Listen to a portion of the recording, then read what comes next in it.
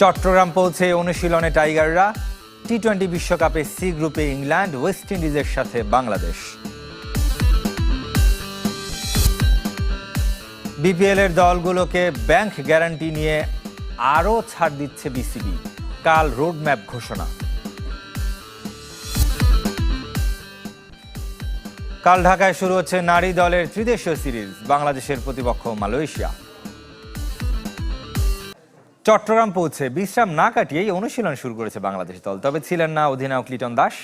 পারিবারিক কারণে পরে দলের সাথে যোগ দেবেন তিনি। ফিল্ডিং আর স্কিল ট্রেনিংয়ে দীর্ঘ সময় কাটিয়েছে স্বাগতিকরা। ওয়ার্ম আপে ফুটবল নয়, ভলিবল খেলেছে ক্রিকেটাররা। চট্টগ্রামে পৌঁছে দিনটা বিশ্রামে কাটাতে পারত টিম বাংলাদেশ। তবে সূর্য ডোবার আগেই সাগরিকায় হাজির টাইগাররা। মাঠে শুধু একজন ছাড়া, অধিনায়ক লিটন দাস। পারিবারিক কারণে দলের সঙ্গী হননি বাংলাদেশ ক্যাপ্টেন। সন্ধ্যায় আলাদা ফ্লাইটে বন্দরনগরীতে পৌঁছান এলকেডি। ফুটবল খেলে গা গরমের রীতি ভেঙেছে টাইগাররা, বরং নতুন করে ভলিবল খেলায় মজেছে। এক পাশে মোহাম্মদ আশরাফুল, শন টেট, সাইফ হাসানরা, অন্য পাশে মুশতাক আহমেদ, শরীফুল, সাইফুদ্দিন। অনুশীলনের বড় অংশ জুড়ে ফিল্ডিং, ক্যাচ প্র্যাকটিসের সাথে গ্রাউন্ড ফিল্ডিংয়ে লম্বা সময় কাটিয়েছে জাকের আলী, রিশাদ হোসেনরা। এরপর নেটে স্কিল ট্রেনিং। সেন্টার উইকেটে ব্যাটিং ঝালাই করে নিয়েছেন তাওহিদ হৃদয়। মিডল অর্ডারে তার উপরই যে অনেকটা ভরসা করছে টিম বাংলাদেশ। শরীফুল, মোস্তাফিজরা শর্ট রান আপে অ্যাকুরেসি নিয়ে কাজ করেছেন। এশিয়া কাপ রাইজিং স্টার্স খেলে জাতীয় দলের সাথে যোগ দিয়েছেন মাহিদুল ইসলাম অঙ্কন। যদিও সূত্র বলছে প্রথম টি-20তে অভিষেক হচ্ছে না এই উইকেট রক্ষক ব্যাটারের। ঢাকা ছাড়ার আগে আয়ারল্যান্ডকে হারানোর প্রত্যয় ব্যক্ত করেছেন team director Abdur Razzak. Batting coach আশরাফুলের উপর ভরসা রাখছেন এই বিসিবি পরিচালক। কথা বলছে, আমি দেখি সবসময়ও থাকে ব্যাটসম্যানদের কাছাকাছি থাকে, প্র্যাকটিসে ইভেন খেলা চলাকালীন সময়ও কথা বলছে। তো আমার কাছে মনে হয় যে এটা পজিটিভ ইম্প্যাক্ট করবে ইনশাল্লাহ। একবারে তো লাস্ট শেষের রেজাল্ট বলা কঠিন, তবে আমাদের টার্গেট থাকবে যেন ভালোভাবে শেষ করতে পারি। উইনের সাথে তো ডেফিনেটলি সিরিজ উইন, এবং চেষ্টা করবো যে সবগুলো। টি-20 বিশ্বকাপের সি গ্রুপে খেলবে বাংলাদেশ। ভারতে জমকালো অনুষ্ঠানে গ্রুপিং এবং সূচি ঘোষণা করা হয়, যেখানে উপস্থিত ছিলেন ভারতের হয়ে টি-20 বিশ্বকাপ জয়ী অধিনায়ক রোহিত শর্মা, সঙ্গে ভারত নারী দলের অধিনায়ক হরমনপ্রীত কৌর। এবং শ্রীলঙ্কার 7 শহরে 8 ভেন্যুতে হবে খেলা। ভারতের 5 ভেন্যু আহমেদাবাদ, চেন্নাই, দিল্লি, কলকাতা এবং মুম্বাই। আর শ্রীলঙ্কার কলম্বোর 2 স্টেডিয়ামের সঙ্গে খেলা হবে ক্যান্ডিতে। যথারীতি ভারত এবং পাকিস্তান আছে একই গ্রুপে। 7 ফেব্রুয়ারি শুরু হবে মাঠের লড়াই। 20 দেশ 4 গ্রুপে ভাগ হয়ে খেলছে। এই গ্রুপে পাকিস্তান, ভারত, নেদারল্যান্ডস, নামিবিয়া এবং যুক্তরাষ্ট্র। বহুল আলোচিত পাক ভারত ম্যাচ 15 ফেব্রুয়ারি। বি গ্রুপে অস্ট্রেলিয়া, জিম্বাবুয়ে, শ্রীলঙ্কা, আয়ারল্যান্ড ও ওমান। সি গ্রুপে England, West Indies, Bangladesh, Nepal এবং ইতালি। ও ডি গ্রুপে আছে নিউজিল্যান্ড, দক্ষিণ আফ্রিকা, আফগানিস্তান, আরব আমিরাত এবং কানাডা। প্রত্যেক গ্রুপের 2টি করে দল উঠবে সুপার 8-এ। বাংলাদেশের খেলা উদ্বোধনী দিন কলকাতায় ওয়েস্ট ইন্ডিজের সঙ্গে খেলবে। ইডেন গার্ডেন্সে হবে টানা 3 ম্যাচ। 9 ফেব্রুয়ারি ইতালি এবং 14 ফেব্রুয়ারি প্রতিপক্ষ ইংল্যান্ড। মুম্বাইয়ে গ্রুপের শেষ ম্যাচ খেলবে 17 ফেব্রুয়ারি। বিপিএল আয়োজনে বিপাকে ক্রিকেট বোর্ড। 30 নভেম্বর নিলামের দিনক্ষণ ঘোষণা করলেও প্রস্তুতির ঘাটতি স্পষ্ট। ফ্র্যাঞ্চাইজিগুলো দিচ্ছে না ব্যাংক গ্যারান্টি। আর্থিক সক্ষমতা নিয়েও প্রশ্ন। দল বাড়িয়ে বেড়েছে আরও জটিলতা। কাল বিকেলে টুর্নামেন্ট প্রস্তুতি নিয়ে সংবাদ সম্মেলন করবে গভর্নিং কাউন্সিল। বিপিএল নিয়ে হযবরল, কোনো কিছুই হয়নি চূড়ান্ত। একের পর এক সভা করেও গুছিয়ে আনতে পারছে না গভর্নিং কাউন্সিল। প্রস্তুতি ছাড়াই 30 নভেম্বর নিলামের দিনক্ষণ ঘোষণা করে এখন বিপাকে। তার উপর দল সংখ্যা নিয়েও লুকোচুরি। 5 থেকে বেড়ে 6 হবে কিনা সেটাও নির্ভর করছে অনেক যদি কিন্তুর উপর। তবে অযোগ্য বলে শুরুতে বাদ দেয়া দেশ ট্রাভেলস যে ফিরছে নোয়াখালী ফ্র্যাঞ্চাইজি নিয়ে তা নিশ্চিত।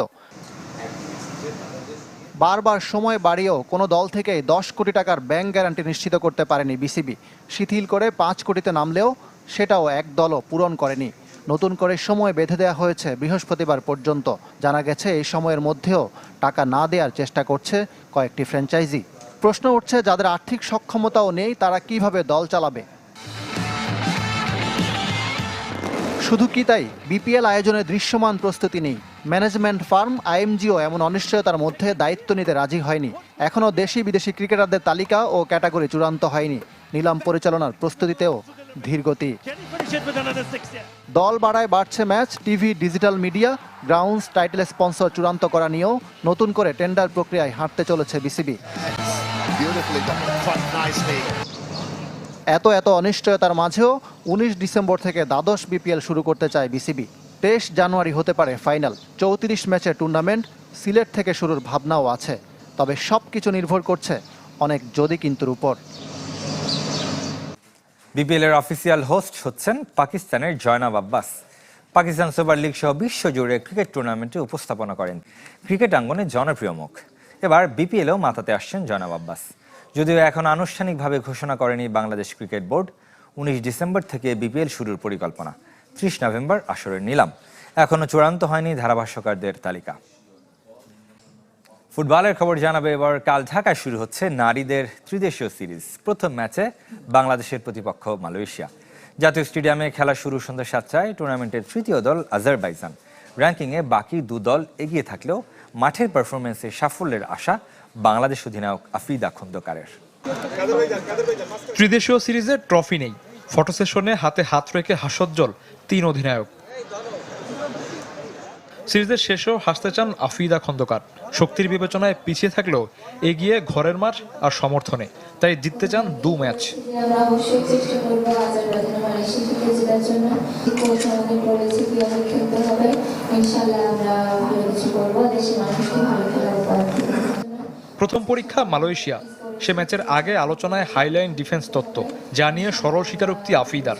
এর আগে তো আমরা ভাবে খেলি না, এখন কোচ আসার পরে সেভাবে খেলাচ্ছে। আমরা অবশ্যই চেষ্টা করতেছি কোচের কথা মতো চলার। অবশ্যই এটা ভালো হবে ইনশাআল্লাহ। আমরা এটা খেলে কিন্তু সাফ আন্ডার-20 কোয়ালিফাই করছি, তারপরে সিনিয়র টিমও এশিয়া কাপে কোয়ালিফাই করেছি। তো এর সাথে অবশ্যই ভুল ত্রুটি থাকবে সবকিছুতে। তো ভুল থেকে আমরা শিক্ষা নিয়ে পরবর্তী ম্যাচে যেন এই ভুলগুলো না হয় সেভাবে করার চেষ্টা করতেছি।